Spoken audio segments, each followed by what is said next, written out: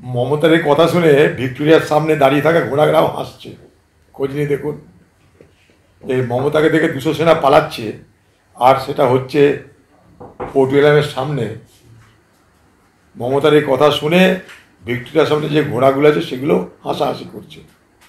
পশ্চিমবঙ্গে যা হচ্ছে আর রাজ্য যা করছে, একটা কথা আছে না বাংলায়, যে নেই কাজ তো খই ভাজ। এখন পশ্চিমবঙ্গ সরকারের অবস্থা যে তাই, নেই কাজ তো খই ভাজ। এতগুলো শিক্ষকের চাকরি চলে যাওয়ার, রাজ্যের দুরবস্থা, রাজ্যের বেকারত্ব, রাজ্যের শিল্প, রাজ্যের স্বাস্থ্য, কোনো কিছু নিয়ে কোনো আলোচনা নাই। বাংলা ভাষা নিয়ে আলোচনা, সেই বাংলা ভাষীদের জন্য কিছু করার ব্যবস্থা নেই। রাজ্যে রাজ্যে যে অত্যাচার হচ্ছে তাদের বিরুদ্ধে কি করা যেতে পারে সেই সব রাজ্যে গিয়ে সরকারের কাছে, হাইকোর্ট, সুপ্রিম কোর্ট, রাজ্য সরকারের কিন্তু কোনো প্রচেষ্টা নেই এই ঝঞ্ঝাটগুলোকে মেটানোর। বরং রাজ্যের প্রচেষ্টা হচ্ছে এই বাঙালি সমস্যাটাকে জিইয়ে রাখা।